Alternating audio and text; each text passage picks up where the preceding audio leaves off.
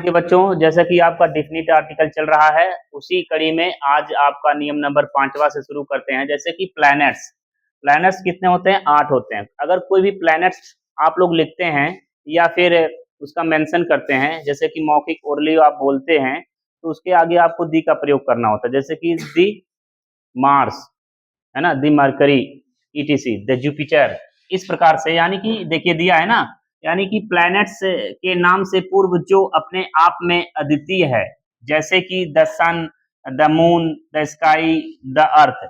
अद्वितीय का अर्थ होता है बच्चों, उसके बाद उसके जैसा दूसरा कोई ना हो, उसे हम अद्वितीय कहते हैं। जैसे सन, दूसरा सन नहीं है, मून, दूसरा मून नहीं है, स्काई, दूसरा स्काई नहीं है, और द अर्थ, और दूसरा अर्थ नहीं है। तो उसके आगे हमें दी का प्रयोग करना होता है, क्योंकि वो विशेष होता है, वो यूनिक होता है। अंडरस्टैंड? अब रूल नंबर दूसरे अगले में आते हैं। प्रसिद्ध ऐतिहासिक इमारतों के नामों से पूर्व जो अपने आप में अद्वितीय हैं, जैसे कि मान लीजिए the red fort. Red fort जो है दुनिया में केवल एक ही है, वो है भारत में। कहाँ है? भारत में। अगला है आपका द पिरामिड्स। पिरामिड्स एक इमारत है, बहुत ही अद्भुत और बहुत ही रोचक है अपने आप में। उसमें बहुत सारी रहस्यमय चीजें छिपी हुई हैं, जो आज तक वैज्ञानिक उसमें ढूंढते हैं, और कई सारी चीजों का रहस्य है, उसे आज तक कोई सटीक जवाब नहीं ढूंढ पाया है। उसके बाद the great wall of China, यानी कि चाइना का महान दीवार आप लोग जानते हैं, यानी कि दुनिया में एक ही है। द ताजमहल दुनिया में एक ही है। तो उन इमारतों के नाम से पूर्व आपको किसका प्रयोग करना होता है? दी का प्रयोग करना होता है। अंडरस्टैंड? और ये आप अगर नहीं लगाते हैं तो ग्रामेटिकली मेथड के द्वारा, अकॉर्डिंग टू ग्रामेटिकली मेथड, आपका कोई भी वाक्य होगा वो रॉन्ग हो जाएगा। अंडरस्टैंड? सही नहीं माना जाएगा। अगला है बच्चों, महत्वपूर्ण ऐतिहासिक घटनाओं के नाम से पूर्व दी का प्रयोग करते हैं। जैसे कि मान लीजिए हमारे से पास्ट, यानी कि अभी हम वर्तमान में, हमारे पास्ट में जो भी चीजें, जो भी घटनाएं घटी हैं, है ना, जो भी घटनाएं घटी हैं, उनके नामों से पूर्व या पहले हमें क्या करना होता है? दी का प्रयोग करना होता है। अब देखिए जैसे कि कुछ यहाँ पे दिया है, म्यूनिटी द म्यूटिनी ऑफ 1857, यानी कि 1857 का गदर। क्या होता है? गदर का मतलब होता है 1857 में कुछ ऐसी चीजें हुई थी जो घटना बन गई। द फ्रेंच रेवोल्यूशन, यानी कि फ्रांस की क्रांति।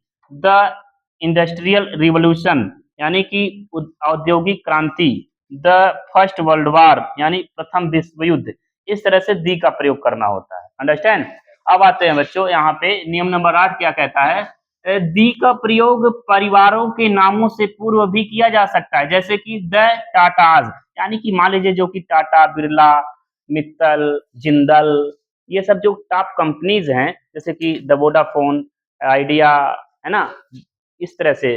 और जो भी चीजें हैं, जैसे मोबाइल की कंपनी में आ जाइए, अखबारों की कंपनी में आ जाइए, बुक्स की कंपनी में आ जाइए, कारों की कंपनी में आ जाइए, यानी कि जो भी चीजें हैं जिनकी कंपनी है, यानी परिवार के नाम से पूर्व, उनका एक परिवार होता है, तो उसे हम क्या करते हैं? उनके नाम से आगे भी हम दी का प्रयोग करते हैं। जैसे द टाटाज। टाटाज मतलब आजकल के डेट में टाटा सुई से लेकर जहाज तक बनाती है, तो वो एक फैमिली है, उसके फैमिली के आगे यानी कि हम क्या करते हैं? टाटा का प्रयोग करते हैं। द स्मिथ, यानी कि द स्मिथ, स्मिथ यानी एक भी एक कंपनी का नाम है, स्मिथ।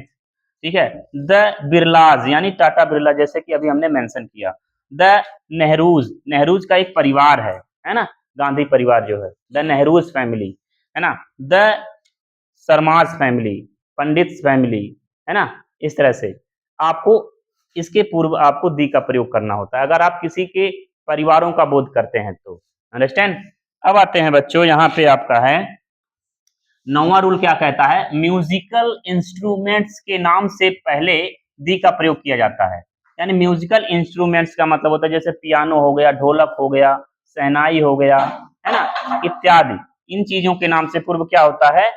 किसका प्रयोग होता है? दी का प्रयोग होता है। जैसे कि she is learning to play the flute these days, यानी वह इन दिनों बांसुरी बजाना सीख रही है।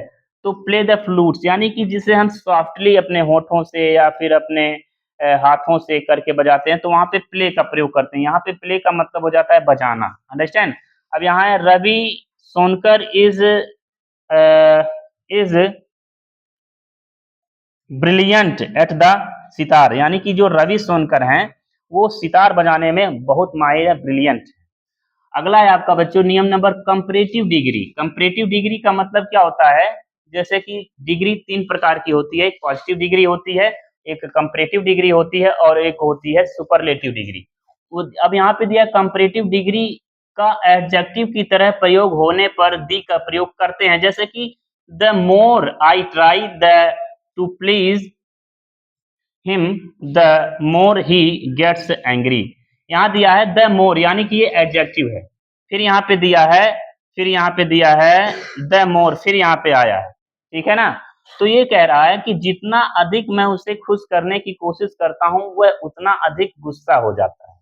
अंडरस्टैंड। तो किसी भी एडजेक्टिव के पहले आपको क्या करना होता है, दी का प्रयोग करना होता है। आई होप स्टूडेंट्स आप लोग समझ में आप लोगों के समझ में आया होगा, और आपको अगर न समझ में आया हो तो फिर से पुनः जाकर के ये वीडियो मैं अपलोड कर देता हूँ, और वहाँ पे आप लोग बहुत अच्छे से इसे समझ भी लेंगे और अपने आप को रिलेट करेंगे और अभ्यास भी करेंगे। Thank you.